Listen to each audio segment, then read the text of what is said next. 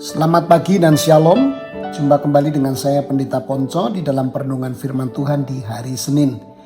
Mari kita berdoa sebelum kita merenungkan firman Tuhan bersama-sama. Ya Tuhan, kami datang kepadamu dengan rasa syukur oleh sebab Tuhan menyertai kami, tidak pernah berhenti memelihara dan memberkati kami. Pagi ini sebelum kami menjalankan kehidupan pemberian Tuhan, mohon kiranya Roh Kudus menolong kami tatkala kami membaca firman, kami merenungkannya, kami dapat melihat hidup kami sendiri dari sudut pandang-Mu. Dan kami diarahkan sesuai dengan kehendak Tuhan. Di dalam nama Tuhan Yesus Kristus kami berdoa. Amin.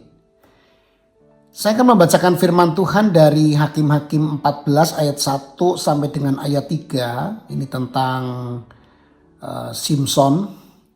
Dikatakan demikian, Simson pergi ke Timna dan di situ ia melihat seorang gadis Filistin. Ia pulang dan memberitahukan kepada ayahnya dan ibunya. Di Timna aku melihat seorang gadis Filistin. Tolong ambillah dia menjadi istriku. Tetapi ayahnya dan ibunya berkata kepadanya, tidak adakah di antara anak-anak perempuan sanak saudaramu atau di antara seluruh bangsa kita seorang perempuan, sehingga engkau pergi mengambil istri dari orang Filistin, orang-orang yang tidak bersunat itu. Tetapi jawab Simson kepada ayahnya, ambillah dia bagiku, sebab dia kusukai. Bapak Ibu Saudara, jika kita menonton rekaman kehidupan kita selama 6 minggu terakhir, semua perkataan, keputusan, reaksi, dan pilihan kita, kira-kira apa yang membentuk semuanya itu? Apakah firman Tuhan? Ataukah perasaan kita? Ataukah keinginan hati kita?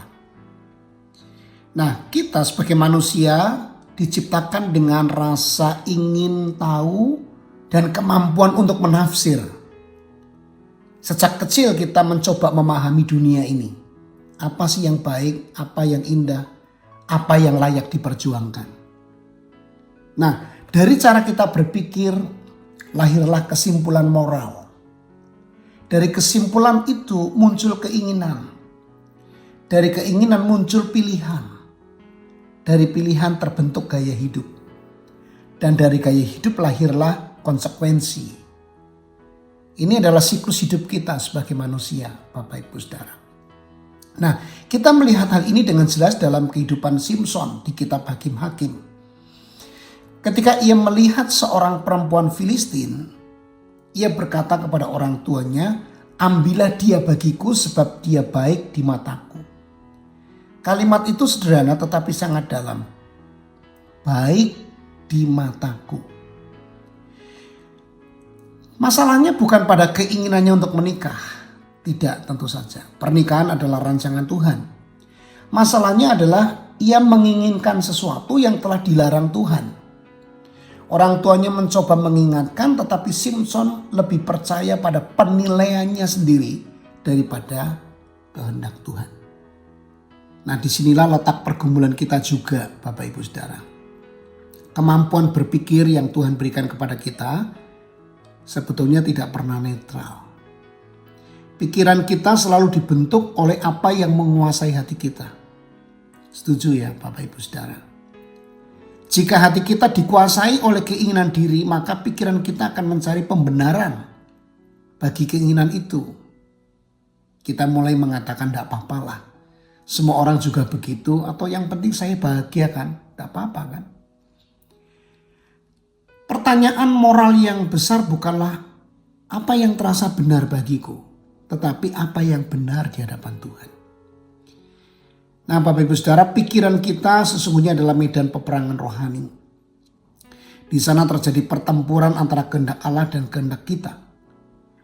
Kita seringkali lebih cepat mengikuti apa yang baik di mata kita daripada apa yang Tuhan nyatakan di dalam firman-Nya. Nah, karena itu kita membutuhkan kasih karunia Allah di sini. Bukan hanya untuk mengampuni dosa kita, tetapi juga untuk membentuk ulang hati dan pikiran kita. Kita membutuhkan Roh Kudus untuk menolong kita mencintai apa yang Tuhan anggap baik. Dalam 1 Tesalonika 4 kita diingatkan bahwa kehendak Allah adalah pengudusan kita.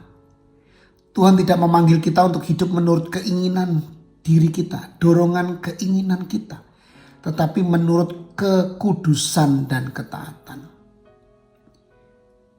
Bapak Ibu Saudara, mari hari ini kita bertanya dengan jujur, apakah keputusan-keputusan saya akhir-akhir ini lahir dari firman Tuhan atau dari apa yang terasa benar di mata saya? Kita semua pernah gagal seperti Simson. Tetapi di dalam Kristus ada pengampunan dan pembaruan. Dia bukan hanya menyelamatkan kita dari konsekuensi dosa, tetapi juga bekerja membentuk hati kita supaya semakin selaras dengan kehendak-Nya. Kiranya kita tidak lagi hidup berdasarkan baik di mataku, tetapi berdasarkan benar di hadapan Tuhan. Amin. Kita berdoa. Tuhan yang penuh kasih, kami mengaku seringkali kami lebih percaya pada penilaian diri sendiri daripada firman Tuhan. Kami memilih apa yang tampak baik di mata kami walaupun Engkau telah menunjukkan jalan yang berbeda. Ampuni kami Tuhan. Bentuklah hati kami supaya kami mengasihi apa yang Kau kasihi dan membenci apa yang Kau benci. Perbaruilah pikiran kami dengan firman-Mu ya Tuhan, sehingga keputusan-keputusan kami lahir dari kehendak-Mu, bukan dari dorongan hati kami sendiri. Tolong kami di dalam peperangan rohani, di dalam pikiran kami setiap hari. Biarlah Roh Kudus memimpin kami hidup dalam kekudusan dan ketaatan. Berkati secara khusus anak-anak muda yang sedang bergumul dengan pertemanan, persahabatan, rencana pernikahan, rencana bekerja di satu tempat ini, tempat itu. Kiranya mereka betul-betul mengikuti kehendak Tuhan. Di dalam nama Tuhan Yesus Kristus kami berdoa. Amin. Selamat beraktivitas, Tuhan Yesus memberkati.